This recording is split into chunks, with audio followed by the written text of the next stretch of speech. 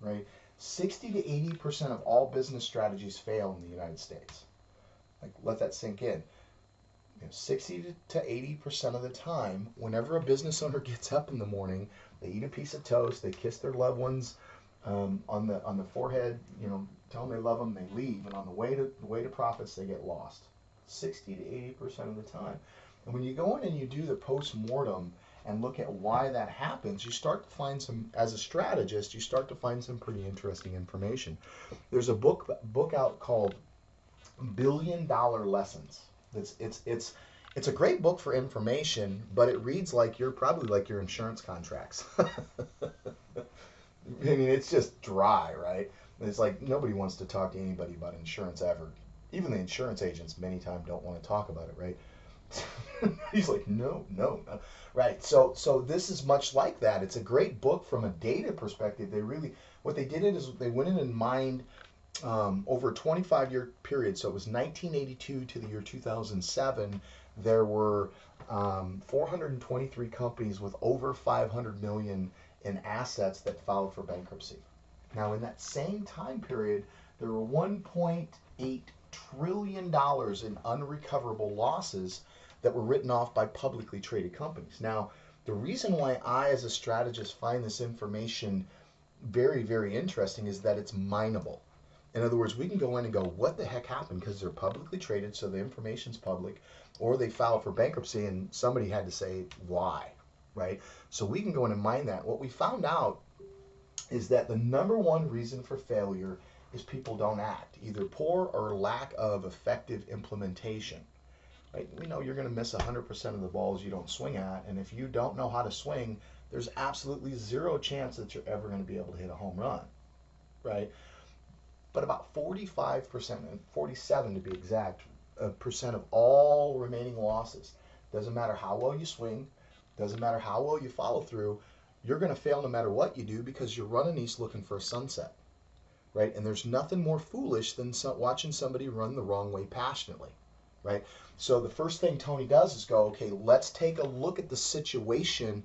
Let's look at who you are as a leader. We want to know what your leadership style is because we focus on what we're good at and we tend to ignore what we're not, right? Well, now that we know what your leadership is, there's the leadership styles, and we know what your core kind of driving behavior, what your main archetypes are, and Tony calls them gifts. What really drives you forward in the game we call business? Now we know a couple things. Now we know, first off, what your blind spots are. So now we can put people, processes, metrics, KPIs, optics in place to kind of serve those blind spots, because it's not what you don't know, it's what you don't know that you don't know that'll destroy a business, right? And now that we know what your blind spots are, we got stuff in there. Now what we also know is what you need to get out of the business long term to be fulfilled, right? And this is imperative. Most people don't understand this because any fool can start a business. Most fools do, right? Anybody can start a business, and 50% of businesses fail and within the first year, and 80% fail within 5, and 96% of businesses fail within 10 years. So most businesses are not going to make it past that mark, and that's not to say that the 4% that are still open are successful. Many times it's that they just haven't rolled over and died yet, right? And so we know this. So most businesses are not going to make it. So it's one thing to start a business. It's a whole nother thing for that business to be successful.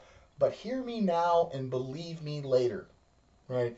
It's a whole nother thing for you to build a successful business that fulfills you as a leader in the process, right? And what I mean by that is I cannot tell you the number of times they get a customer on my line that's got a successful business, and the room's going to have a whole bunch of them in there.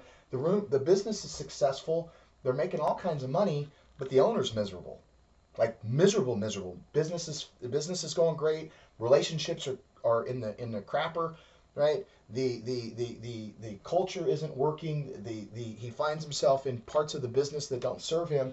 And the reason why is because as we start to grow and scale a business, most business owners just do what needs to be done because that's what business owners do, right? You are that wild card resource, right? You're not being hired to be customer service. You're not hired to be sales. You're the owner. So if there's a gap somewhere in the systems, that's you. right? Well, what happens many times is we see those gaps and we go fill them, and we don't build a system process. We don't have a blueprint to solve what we call solvable problems, right? Or normal problems. We don't have a blueprint or a solution to solve that normal problem. And as we grow, each stage of development in a business has normal, abnormal, and systemic problems. And it's one of the things when we're building out your map, it's what stage of development is your business in? Because we need to know what type of problems you should be dealing with, right? And we need to, because now we go, okay, what problems do you have? And we go, what problems should you be having? And then we can put the two together and go, well, that's a pretty abnormal problem you got there, right? Then we go, okay, where are you going? Now we know where you need to be long term to be fulfilled. Now we go, okay, talk about the terrain you're operating in. Economy, community, rivals, substitution of product, inside, outside influences. And you start to get what Tony calls high beam awareness. Now you can see farther down the road and you can anticipate what's coming as opposed to just reacting. This is where we start to build. This is where, again, when we go in and look at all the business trainings out there, you have your two basic types of business trainings. You have your, your cookie cutter approach, which it's a ready-made business. Just fill in the blanks, right? Your name, put your name here kind of thing. And those are great for a certain type of company, at a certain stage of development, right? And then we have your MBA type programs, right? Which is your Michael Porter's 5 Forces, your game theory, your SWOT analysis, right? Your MBAs, right? That's great when it comes from a theory perspective, but then when you try to convert it from a rubber meets the road kind of standpoint, things get lost in translation. Well, Tony, he's created an active program. It's I'm here, I want to be here, here's the terrain I'm operating in, here's the path to get me there, let's get to work, right? That's why we spend so much time on it, so that you can really assess and understand where you need to be and what needs to be going. And again, that's great for some companies, but you're needing more than that. So that